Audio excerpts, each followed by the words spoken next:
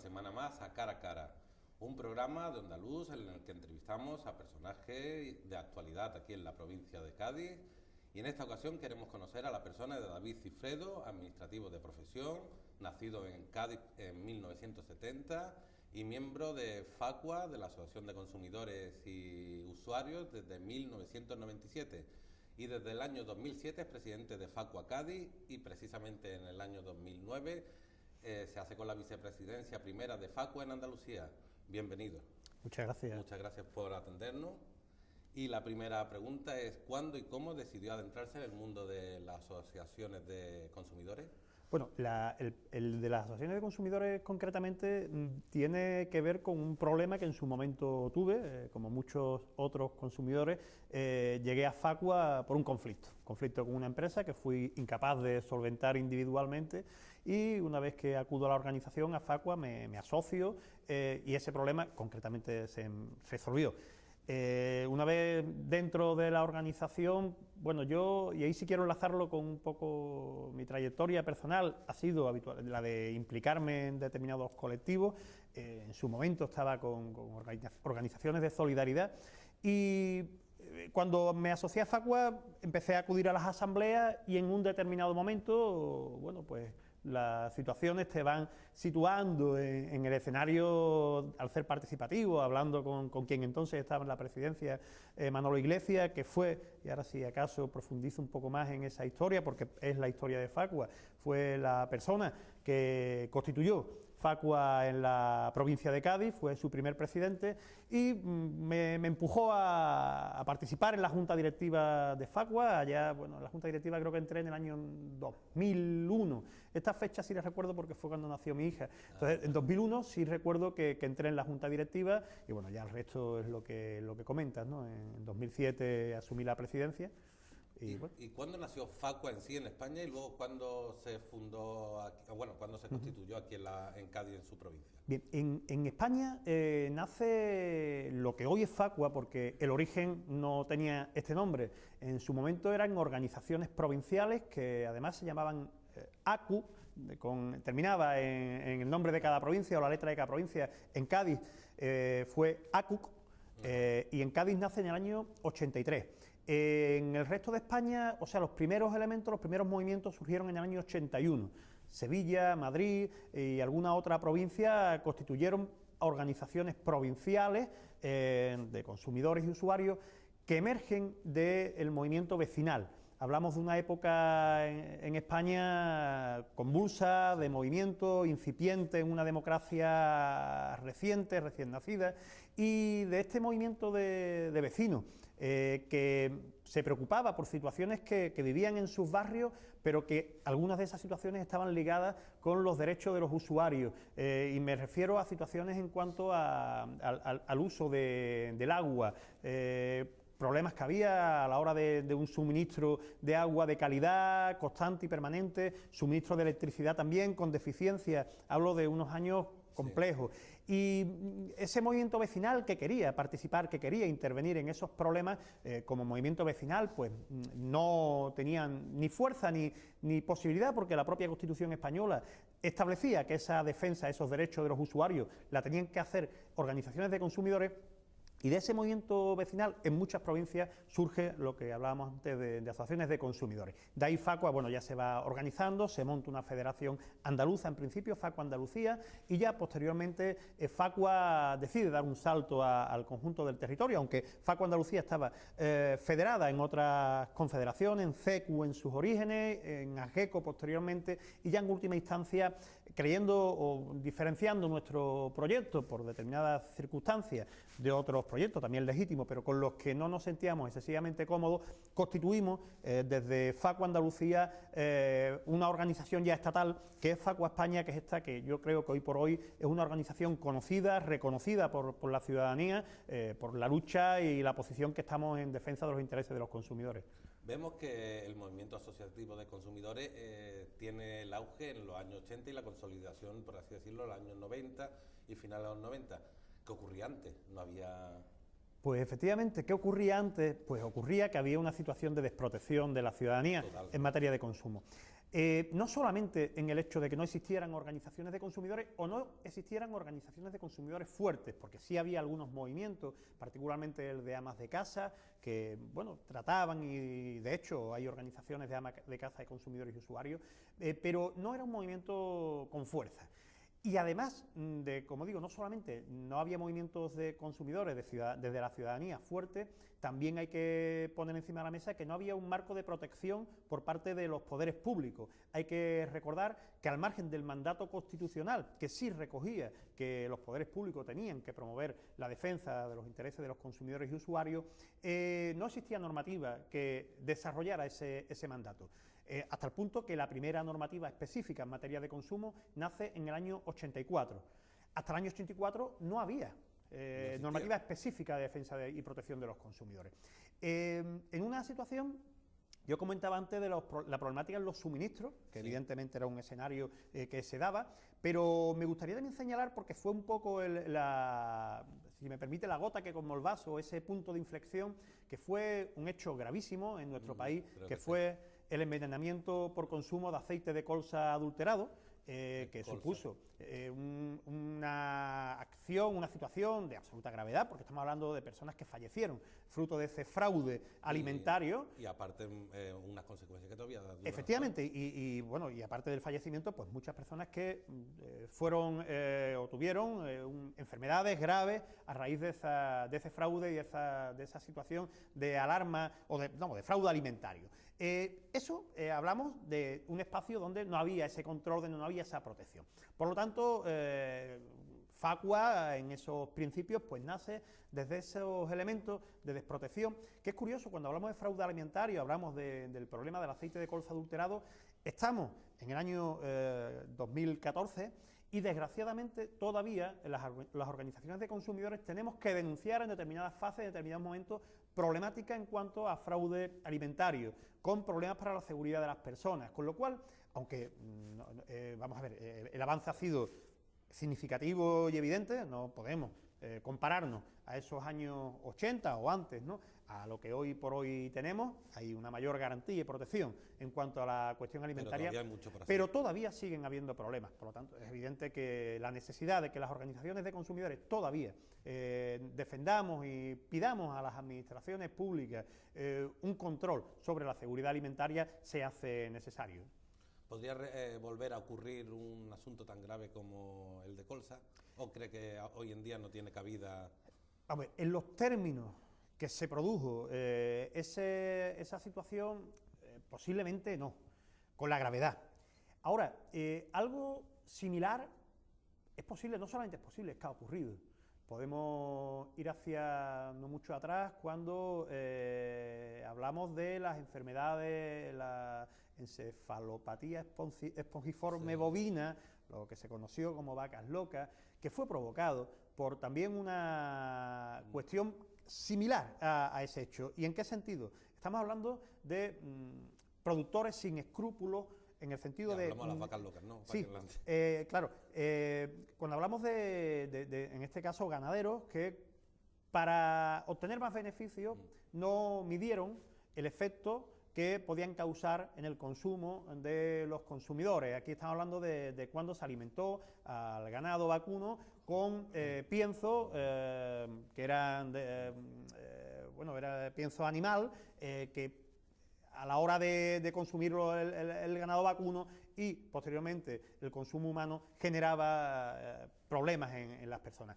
Eso quiere decir que todavía se pueden dar casos, como decía, de ello, y por lo tanto hay que estar alerta y por lo tanto hay que hacer una llamada, primero, a la parte productora y económica, que no todo vale para ganar dinero, hay que sobre todo en medir, la cuestión alimenticia. Efectivamente, hay que medir, y por parte de la administración, la necesidad, y esto posiblemente lo repita a lo largo de la entrevista en varias ocasiones, la necesidad de una acción contundente de la administración en cuanto al control del mercado y sanción cuando sea necesario, porque la parte productora pues no esté jugando con toda la claridad y honestidad que debieran de hacerlo, ¿no? Dentro de los ámbitos de actuación de Facua, ¿cuáles son los principales? ¿Cuáles son las líneas en las que más actúa este colectivo? Bueno, Facua es una organización social que se nutre de personas, ciudadanos que se organizan a través nuestra, que se asocian con nosotros y que a través nuestra defienden sus derechos. En ese sentido hay aspectos que posiblemente después vayamos viendo donde defendemos los problemas cotidianos que los consumidores van teniendo. Pero al margen de esos problemas cotidianos, que son quizás los que más trabajo, entre comillas, ¿no?, nos genera, como organización social que somos, también tenemos determinados elementos de defensa de lo que para nosotros son también derechos de los ciudadanos como consumidores y usuarios. Por ejemplo, la defensa de los sectores públicos. Nosotros nos hemos caracterizado por posicionarnos en defensa de un modelo público en cuanto a la prestación del servicio sanitario, entendiendo que un servicio sanitario público genera una mayor garantía en el conjunto de la ciudadanía. Nosotros entendemos que la prestación de servicios públicos es fundamental, que se tenga una prestación garante para la totalidad de los ciudadanos. Y desde lo público nosotros venimos defendiendo que se va a defender mejor ese carácter, en el caso de la sanidad universal, gratuito y de calidad. Y en esa misma línea, la defensa de otros sectores desde el ámbito de lo público. Pero ya digo, además de esas situaciones, evidentemente la defensa y la lucha en contra y en controlar los fraudes que sistemáticamente se vienen produciendo en el mercado hacia el consumidor, en muchas materias que seguramente ahora salgan a lo largo de la entrevista. Imagino que cuando habla de lo público, en los últimos años hemos visto que se han privatizado muchísimos servicios que antes eran públicos. ¿Eso ha dado más quebraderos de cabeza? Efectivamente. En este país, que no solamente en España, estamos siguiendo una senda que viene marcada desde Europa, que a lo mejor tendríamos que repasar y repensar todo eso, ¿no? Porque la realidad es que en nuestro país, desde los mandatos supranacionales, hemos venido moviéndonos en una dinámica de liberalización de sectores estratégicos. Cuando hablamos de liberalización de sectores estratégicos, estamos hablando de que sectores que en su momento estaban en manos de los estados, y me estoy refiriendo a la electricidad, me estoy refiriendo al gas, me estoy refiriendo a la telefonía, me estoy refiriendo a los hidrocarburos, sin tocar otros sectores como podría ser sanidad, educación, etcétera, que podríamos también hablar sobre ello, pero desde la óptica de una prestación de servicio hacia el usuario, esos que he mencionado estaban en manos públicas, eran empresas públicas las que prestaban esos servicios, y con el discurso, con la excusa de que la liberalización de esos sectores, de esos servicios, iba a generar competencia, y la competencia iba a permitir mejores precios y mejor calidad o mayor calidad a la hora de recibir ese servicio por parte del consumidor, la práctica nos ha demostrado que era incierto, que la liberalización que se nos ha trasladado no ha sido una liberalización tal, ha sido una desregulación. Los poderes públicos han hecho dejación de su papel de control en sectores estratégicos. Y cuando hablo de sectores estratégicos, lo hablo desde lo económico, evidentemente, pero a mí no es la parte que me toca definir, también desde el derecho de la ciudadanía. Estamos hablando de servicios fundamentales en algunos casos. Cuando hablamos de servicios de la electricidad y hablar de que la electricidad, un mal servicio puede provocar problemas para la ciudadanía, es evidente. O sea, imaginaros un señor que tiene que estar conectado por razones médicas a un aparato, el que sea, y que por la razón que sea esa familia no pueda pagar una factura y eso conlleva un corte de electricidad. Esa situación es dramática. Eso tiene que estar controlado y protegido por los poderes públicos. Si hablamos de electricidad, hablamos de agua, hablamos de servicios esenciales. Y por retomar en la línea de lo que estábamos hablando, la liberalización que teóricamente suponía mejores precios y suponía mayor o mejor calidad de servicio, no ha sido cierto, al punto que, si hablamos de telefonía, los ciudadanos que nos escuchen van a comprobar, saben, porque lo están sufriendo, que desde que se liberalizan el sector de telecomunicaciones, y en este caso la telefonía, los problemas han sido mayores, y eso una evidencia es el día a día en nuestras asociaciones, y los precios se han incrementado notablemente. Lo mismo está ocurriendo con la electricidad. Problemas en el sector eléctrico que antes, evidentemente, también existían, pero no con la gravedad que nos estamos encontrando, sobre todo en el fraude a la hora de la contratación con otras empresas. Engaños a la hora de la contratación, ofertas que después no se cumplen, precios que después no se respetan, en definitiva, situaciones que en la práctica nos demuestran que esa liberalización, como decía antes, no ha supuesto una ventaja para los consumidores porque ha ido acompañada de una desprotección y una desregulación por parte de los mercados y, en este caso, por parte de los poderes públicos. Claro, aquí quisiera hacer hincapié en una situación en cuanto a las reclamaciones, el número de reclamaciones que os llegan a la asociación. Hay 3 que están por encima. Ha entrado la eléctrica, tengo entendido. ¿Qué es lo que está ocurriendo con el sector eléctrico? Porque vemos que la gente no sabe, hay un desconocimiento incluso en cuanto a la factura en sí. O sea, no se sabe lo que se está pagando realmente. Sí, con el sector eléctrico es un sector muy complejo y hay en este caso muchos elementos de debate y de lo que podríamos hablar, ¿no? Y nos llevaría seguramente un programa o más de un programa a hablar de esto. Pero por resumirlo un poco, y ligándolo con lo que antes comentaba, la liberalización del sector ha supuesto que mientras antes la ciudadanía recibía un servicio eléctrico por parte de una empresa, de la única empresa que prestaba servicio eléctrico en su municipio, a raíz de la liberalización se abre un mercado libre en el cual empresas distintas pueden operar en nuestros municipios y en ese sentido ofertarle al consumidor ese servicio eléctrico desde distintas empresas. Antes, por poner el caso de la ciudad de Cádiz, la prestación del servicio era por Eléctrica de Cádiz, que en su momento, por cierto, era una empresa plenamente pública, que después se vendió una parte de ella, pero bueno, por no meternos en ese terreno. Eléctrica de Cádiz nos prestaba el servicio. A partir de la liberalización del mercado, Eléctrica de Cádiz primero se convierte en operadora del mercado libre, es una empresa que opera en mercado libre y cualquier otra empresa que opera en el mercado libre puede también ofertar servicio a la ciudadanía de Cádiz. Por lo tanto, en Cádiz y en cualquier, pongo el Cádiz como ejemplo, ¿no? Pero cualquier ciudad va a poder venir cualquier empresa del sector eléctrico a ofertarnos lo que es la comercialización del servicio eléctrico. El Gobierno, en este proceso de liberalización, establece que, dado que es un sector estratégico, y además lo hace por mandato europeo, en este caso un mandato desde la protección del consumidor, que aunque ha sido insuficiente, al menos partía de la base del control y la protección. Decía que la ciudadanía no podía pasar un mercado absolutamente liberalizado porque suponía entrar en la ley de la selva, y en ese sentido determina que van a existir una serie de empresas que van a operar desde un mercado regulado, y constituyen las comercializadoras de últimos recursos, que son 5 empresas que siguen prestando el servicio a un precio regulado por el Gobierno y que, además del precio regulado, tienen que cumplir una serie de obligaciones que el Gobierno también ha fijado, obligaciones normalmente ligadas a la protección de los derechos de los usuarios. Las empresas del mercado libre no tienen que cumplir con esas obligaciones porque el pacto entre las partes, que supone el contrato, va a determinar cuáles son las obligaciones de una y de otra parte. Con lo cual es muy complejo porque no estamos en igualdad de condiciones un usuario con respecto a una gran compañía en cuanto a los elementos que se recojan en un contrato. Y con relación a la comercializadora de últimos recursos, además del precio, hay que determinar que un número importante de familias pueden beneficiarse de un derecho que tienen, que es el del bono social. El bono social no es otra cosa que un precio también puesto por el Gobierno para familias con determinadas circunstancias económicas, y hablo de familias, por ejemplo, familias numerosas, que en este caso familias numerosas son familias con 3 hijos, o sea, tampoco es una cosa disparatada. Estamos hablando de familias cuyos miembros estén en paro, estamos hablando de pensionistas, en definitiva, un determinado sector de nuestra población que se puede beneficiar de ese bono social, pero para ello tiene que estar dentro del mercado regulado, dentro de la comercializadora de últimos recursos.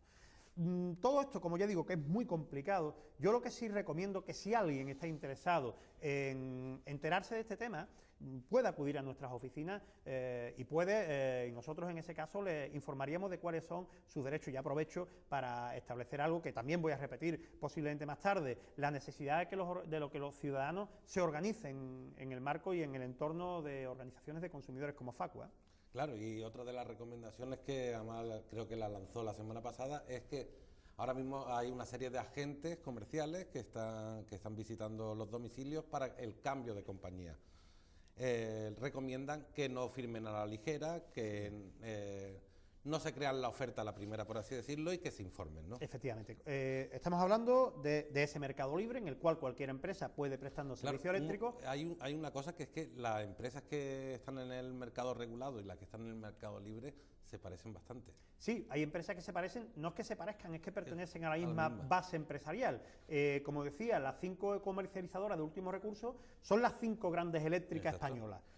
Y esas 5 grandes eléctricas que operan bajo último recurso también tienen filiales dentro del mercado libre. Exacto. Por lo tanto, una misma empresa, o sea, si nosotros somos clientes de Sevillana en últimos recursos, de Endesa, muchas veces me voy todavía sí, a la parte histórica, de Endesa en últimos recursos, puede llegarle la comercializadora Endesa de mercado libre y cambiarle de operadora, de comercializadora, y estar funcionando dentro de mercado libre, aunque estemos en principio con la misma empresa, aunque sea de filiales distintas, de partes distintas dentro de su organigrama empresarial. Por lo tanto, ya digo, un sector complejo y que, como tú decías, y me parece importante, y voy a repetirlo, es conveniente tener precaución. Yo no digo que un comercial de una empresa eléctrica lo que nos esté contando no sea cierto, porque no lo sé. Lo que sí digo es que no nos fiemos de todo aquello que nos cuenten, porque una cosa es lo que nos dicen, un comercial, y eso, si nos vamos a la parte del mercado de telecomunicaciones, de telefonía, pues lo hemos vivido con bastante amplitud, no tiene nada que ver lo que el comercial nos vende con lo que posteriormente firmamos. Por lo tanto, antes de firmar un contrato, tenemos que estar muy seguros de lo que estamos firmando, estar muy seguros de que las condiciones que nos ofertan son mejores, o al menos iguales, que las que teníamos en la anterior empresa que nos prestaba servicio eléctrico. Y una vez que tengamos claro eso, si evidentemente nos interesa, firmarlo. Pero yo recomiendo que aquel comercial que acuda a nuestra casa, que nos dice que vamos a pagar menos por la electricidad, que puede ser cierto, pero que no nos fiemos de partida, sino que le digamos, sí, disculpe, déjeme el contrato, que yo lo voy a estudiar, voy a compararlo con mi anterior contrato, voy a ver el conjunto de condiciones, porque es verdad que a lo mejor nos pueden ofertar unos kilovatios a un precio más económico, pero a lo mejor la anterior empresa nos estaba bonificando el consumo por un determinado elemento, o la tarifa fija en la anterior empresa era más baja que la nueva que está operando, y por lo tanto, no ante la duda, de partida no firmamos nada. Primero estudiamos y si lo tenemos claro, firmamos. Y ante la duda, lo que sí recomiendo es que se acuda a entidades que nos puedan asesorar sobre si esos contratos que nos ofertan son efectivamente beneficiosos o no para el consumidor. Básicamente es sencillo, no firmar hasta no saber qué se está firmando. Efectivamente, eso vale para todo, para todo. Estamos hablando de la electricidad. Creo que es un dicho que lleva muchísimos años y que... Pero es así, ¿no? Y sobre no todo, firme lo que no sabe. Y sobre todo una cosa que digo yo mucho, es que cuando son los agentes externos los que acuden a nosotros, especial precaución, porque si somos nosotros los que vamos buscando precios, pues oye, lo hacemos de manera activa, pero cuando somos usuarios pasivos, o sea, somos receptores de la información, de esa acción cuando nos buscan comercial, efectivamente, mayor precaución. Aquel comercial que llama a la puerta de nuestra casa o nos llama por teléfono a las 3 de la tarde, cuidado, porque nos quiere vender un producto. Por otro lado, el tema de la eléctrica es un tema que, como hemos dicho, que es bastante amplio, bastante complicado, y lo que se recomienda es que en cualquier caso acudan también y se asesoren. Ahora, me gustaría preguntar por los productos financieros, que sé que en los últimos años son objeto de multitud de reclamaciones y de demandas. ¿Cómo está llevando Facua el tema de las preferentes? Bueno, particularmente de las preferentes, porque en el sector financiero hay distintos elementos de fraude o de conflicto para el consumidor y las preferentes son uno de ellos. Podemos hablar también de las cláusulas suelo o podríamos hablar también de problemas que tienen los usuarios del sector bancario con las comisiones. Pero evidentemente tanto cláusula suelo como participaciones preferentes han sido dos elementos que han irrumpido de manera terrible en la ciudadanía, con fraude, porque ahí lo podemos llamar fraude, engaño, estafa en algunos casos, efectivamente, hacia los intereses de la ciudadanía, hacia los intereses de los consumidores, de los usuarios. De hecho, hay sentencias que están demostrando que ha habido una estafa. En relación a las preferentes, hay que determinar que las preferentes es un producto comercial que es legal, o sea, que es correcto, pero que es un producto que está pensado para consumidores cualificados, para usuarios cualificados. Exacto. No cualquier ciudadano sabe qué está haciendo cuando firma, en este caso, un contrato sobre participaciones preferentes para un uso de sus recursos económicos en el ámbito financiero. Y ahí se engañó de manera dramática y terrible a muchos ciudadanos, personas mayores, gente que tenían unos pequeños ahorros. Sí, nosotros hemos visto incluso algunas firmas con la huella. Efectivamente, que por cierto, esas situaciones están absolutamente ganadas, ¿no? Porque precisamente una de las condiciones que tienen las participaciones preferentes es que al ser usuarios cualificados, esa cualificación se tenía que demostrar con un cuestionario. Exacto. Las entidades financieras tenían que cumplimentar un cuestionario en el cual quien nos ofrecía la participación preferente consolidara el que el usuario que firmaba eso sabía lo que estaba firmando. Eso, evidentemente, en el 99% de los casos, siendo bondadoso, digo el 99%, porque yo creo que la gran mayoría no eran usuarios que sabían lo que estaban firmando. Por lo tanto, esa gran estafa que las entidades financieras generaron hacia los usuarios, ha habido que denunciarla, ha habido que pelearla. Facua, entre otras organizaciones, ha estado en esa pelea y quien siga teniendo esa situación, si no está cubierto por la defensa de alguna entidad, nosotros recomendamos que acudan, algunas, particularmente, evidentemente, yo voy a ofertar que acudan a Facua para defenderse ante esas situaciones.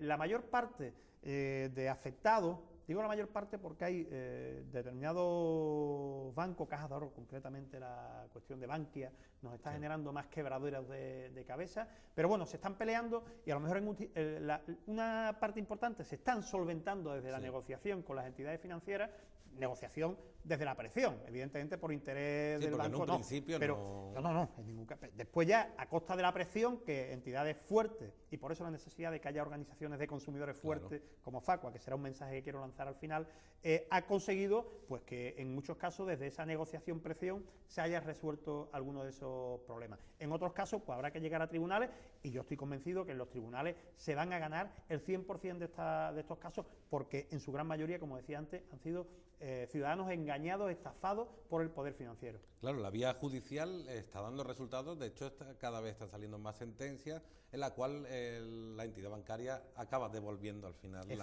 la cantidad. Tanto en el caso de las participaciones preferentes como enlazándolo en la cuestión de las cláusulas suelo, que es otro, a lo mejor con matices distintos, porque ¿qué son las cláusulas suelo? Bueno, las cláusulas suelo en lo concreto es un límite en la variación del índice que recoge el precio que vamos a pagar por nuestra hipoteca, que recoge el interés variable, que por cierto hay que definir cuando firmamos una hipoteca. Nosotros lo primero que tenemos que valorar es si la estamos haciendo respecto a un interés variable o respecto a un interés fijo. En el caso de que nuestra hipoteca contenga un interés fijo, ahí no va a haber problema en la cláusula suelo porque ese interés no va a cambiar. Si el interés es variable, algunas entidades financieras, la gran mayoría, estableció que ese interés, que variaría en virtud de un índice de referencia, habitualmente el Euribor, en el caso de que ese Euribor bajara extraordinariamente, ellos se garantizaban un tope por abajo, en el cual, si el Euribor bajaba, por lo tanto beneficiaba al consumidor, nunca iba a bajar más de un X%, la cantidad que se estableciera, el porcentaje que se estableciera en el contrato hipotecario. Eso se ha declarado. Claro, guardarse la ropa y guardarse sobre todo las carteras, el sector financiero, porque esa cláusula suelo no iba acompañada en la mayoría de los casos de una cláusula techo que equilibrara esa relación de equidad que tendría que ser entre el usuario y la entidad financiera, o la cláusula suelo se establecía a unos porcentajes altísimos, de manera que alcanzar el tope, el techo, sería imposible y alcanzar el suelo muy sencillo, como de hecho está sucediendo. Entonces, esa cláusula suelo ha sido declarada ya de manera clara como una cláusula nula. Una cláusula nula en el caso de la sentencia, una famosa sentencia del Tribunal Supremo, que nosotros no compartimos porque no la ha declarado nula en su totalidad, como nosotros defendemos, nosotros que entendemos que la cláusula suelo es una cláusula abusiva en todos los casos, una cláusula que se debería dar, por lo tanto, como no puesta en el contrato, pero la realidad es que el Tribunal Supremo estableció, y fue importante, fue un primer paso importante, que esa cláusula suelo, porque no había sido informada a los consumidores, porque el consumidor no sabía qué estaba firmando y en qué consistía la cláusula suelo, y desde ese desconocimiento esa cláusula se consideraba nula. pero no la anulaba en su totalidad. Por lo tanto, eso ha significado que muchas entidades financieras, y sobre todo las 3 sobre las que afectaba la sentencia, han tenido que anular las cláusulas suelo. Sin embargo, esa sentencia del Tribunal Supremo no declara la retroactividad del efecto de esa cláusula suelo, que nosotros defendemos. Nosotros entendemos que si esa cláusula es nula desde el origen del contrato, no nula a partir de... Efectivamente, y por lo tanto, las entidades financieras debían de haber devuelto las cantidades del principio, y bueno, y esa será otra pelea, es otra pelea que estamos dando en la vía, primero administrativa, ante el Banco de España, ante las entidades de control, ante las propias entidades financieras, y que finalmente daremos, algunos casos ya se están haciendo, de denuncia ante la justicia para defender eso que nosotros decimos y tenemos claro, que las cláusulas suelo son cláusulas abusivas y por lo tanto cláusulas anulables de los contratos, cláusulas anulables desde el principio del contrato y por lo tanto exigiendo la devolución del dinero pagado de más por parte de los usuarios desde que se firmó ese contrato hipotecario.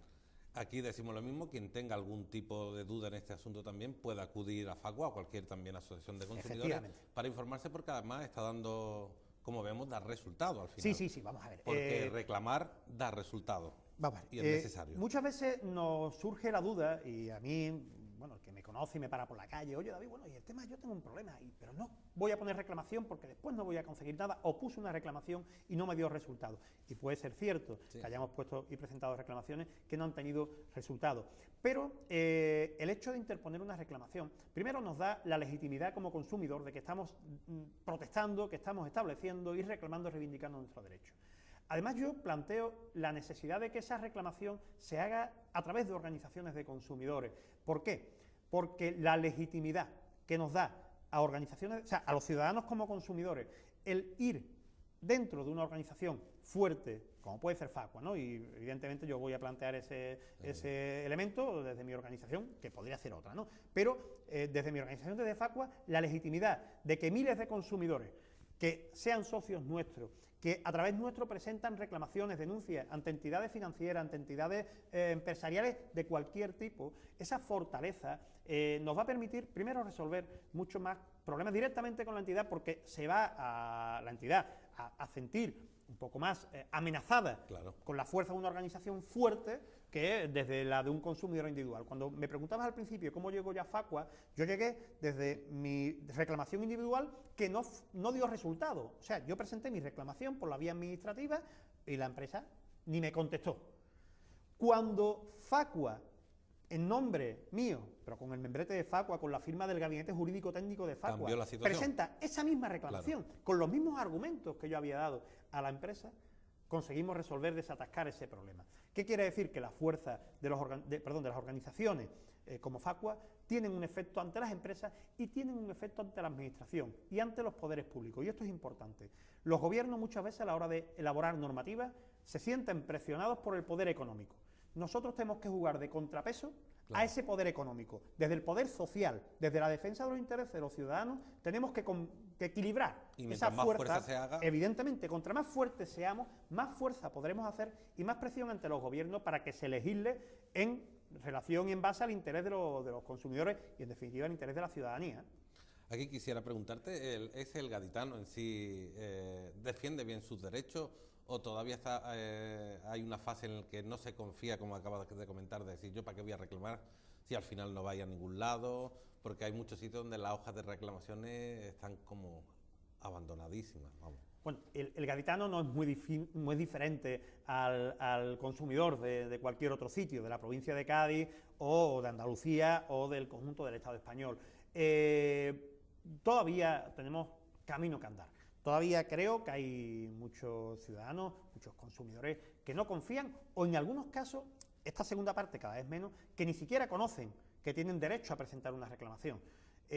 Incluso todavía en algunos sitios hay empresas que no tienen el libro de hojas de reclamaciones, una cuestión absolutamente a estas alturas impensable, pero es una realidad. Por lo tanto, es cierto que todavía hay terreno que andar, pero afortunadamente no es el mismo que hace 30 años. Cada vez somos más conscientes de nuestros derechos, cada vez somos más conscientes de que tenemos que reivindicar esos derechos, pero evidentemente sigue siendo necesario una mayor concienciación. Y en esa línea de trabajo Facua también pues tiene y hace un esfuerzo en transmitir a la ciudadanía que es necesario que reivindique. Es más, desde Facua hace un tiempo hemos puesto en marcha una campaña que es lucha contra los abusos, en la cual, apoyándonos en socios nuestros, que son personas conocidas, podemos hablar desde Imanol Arias hasta Manuel Tallafé de la provincia de Cádiz, Antonio Martínez Ares, digo por situar personas que de la provincia de Cádiz son personajes conocidos que están dentro de esa campaña de Facua España y que sale con la camiseta, ¿no? Efectivamente, y que lo que dicen es, ante los problemas con las telefonías, ante los problemas con el sector de operadores aéreos, en fin, las muchas problemáticas en materia de consumo se vienen dando, lucha contra los derechos. La campaña es un tanto estética porque se abre la chaqueta y sale la camiseta con el logotipo de Facua y estos personajes famosos le dicen a la ciudadanía, lucha contra los abusos como yo hago, porque son ellos también socios de Facua luchando y defendiendo los derechos de los consumidores, luchando por sus derechos. Y en ese sentido animamos a la ciudadanía a que se una a Facua, pero sobre todo desde la óptica de que sean consumidores activos, usuarios activos en la defensa, en la reivindicación de sus derechos. Aquí quisiera hablar ya casi para terminar del asunto del que se está hablando en estos últimos días, del concierto de Alejandro Sanz, donde Facua ha conseguido, ¿no?, al final que la promotora por lo menos se reconozca que hubo fallos, ¿no? Que bueno, hemos conseguido que la administración haya inspeccionado y haya controlado y haya abierto un expediente sancionador ante la empresa, con lo cual se ha demostrado que aquellos aspectos que Facua lo que hacía y actuaba era de portavoz, o sea, cuando los usuarios nos llegaron planteándonos los problemas que habían existido, pues lo vivieron ellos y nosotros lo que hicimos fue esos problemas que nos habían trasladado, hombre, darle forma, evidentemente, documentarlo en base a la normativa y decirle a la administración, mire usted, ha habido un incumplimiento de la normativa en esta y en esta materia. La administración ha actuado, desgraciadamente el Ayuntamiento de Cádiz, que tenía competencia, hasta el momento a nosotros nos ha contestado, la administración andaluza sí ha abierto expediente y es posible que ese expediente pueda generar la reacción de la empresa, porque hay que lamentar que la empresa, a pesar de que nosotros mediamos con ellos, a pesar de que nos reunimos o hablamos con la empresa, con un representante de la empresa, no tuvimos respuesta positiva de ellos. A nuestro juicio fue una situación grave. Grave tanto por la calidad del espectáculo, que era uno de los elementos que se señalaba, como que nos preocupa que los espectáculos públicos cuenten con tan poca protección, y creo yo que hay una deficiencia en cuanto al control por parte de las administraciones. Eso será un camino... Claro, se ofrece algo y al final no es lo que se ofrece. Efectivamente, en el caso de la calidad, incluso en el caso de la seguridad del evento, porque una de las denuncias fue el retraso en las puertas, que parece ser, los ciudadanos nos decían que no habían suficientes puertas de acceso. Eso puede motivar y puede llegar a una situación de peligro, de riesgo, y son elementos sobre los que hay que trabajar. Y en ese sentido, alegrarnos de que la administración en parte haya respondido, y bueno, y esperamos que esta actuación signifique que la empresa, si en este caso pues devuelve el dinero, extraordinario, pero sobre todo, o además de eso, que a esta empresa se le controle en el futuro. O sea, yo espero que el Ayuntamiento de Cádiz y otros ayuntamientos de la provincia, por situarlo en nuestro escenario territorial, cuando esta misma empresa, Link Entertainment, acuda a sus territorios para promover un espectáculo, le diga, oye, no nos fiamos de ustedes, que ya tiene porque habéis actuado de esta manera en su momento en la ciudad de Cádiz con este espectáculo, y por lo tanto les cueste trabajo a estas empresas que después nos responden a ser prestadoras de servicios. Vemos eso, que incluso en un evento como el del concierto de Alejandro Sanz, a través de las reclamaciones se logra algo, con lo cual me gustaría que lanzase, ya para terminar, un mensaje a los televidentes, animándoles a que se unan y a que reclamen y que defiendan sus derechos, ¿no? Me imagino, como consumidores. Sí, sería un poco dándole continuidad a lo que ya hemos venido expresando, la necesidad de que el usuario, el consumidor, sea un consumidor responsable, sea un consumidor activo y en ese caso luche por sus derechos. Y en ese sentido, ya que es el final de la entrevista, animarles a que acudan a Facua, a que se organicen en Facua, a que se asocien a Facua, que por una voy a hacer un poco casi de comercial, sí, ¿no? sí, sí, pero que por una perfectamente. modesta cuota, que en este caso son 56 euros al año, van a tener una serie de derechos como socios en la defensa jurídica, en la tramitación de sus reclamaciones, en definitiva, Perdón, en cuestión de sanidad también, ¿no? De reclamaciones cuando Sí, hay... pues, claro, en reclamaciones ante la administración pública y ante el sistema sanitario, evidentemente. O sea, reclamaciones que se hacen, por cierto, con el sistema sanitario, reclamaciones que nosotros presentamos ante los hospitales y ante los centros de salud, pero que también trabajamos con los hospitales y los centros de salud para que el servicio sanitario público sea mucho mejor de lo que es. Nosotros formamos parte de órganos de participación dentro de esos centros sanitarios para defender que se mejore la calidad del servicio que se presta a la ciudadanía en esos centros. Por lo tanto,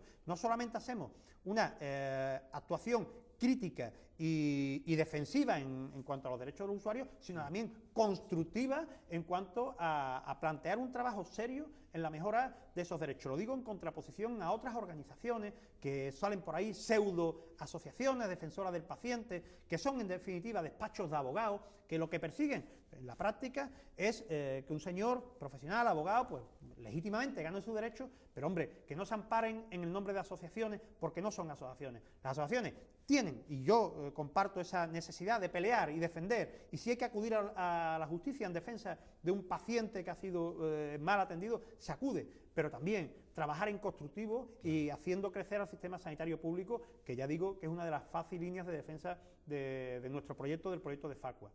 De acuerdo, pues muchísimas gracias por atendernos y a vosotros deciros que ya la semana que viene volveremos en Onda Luz Televisión con este programa Cara a Cara los miércoles por la noche. Muchísimas gracias, caballero. Gracias a vosotros.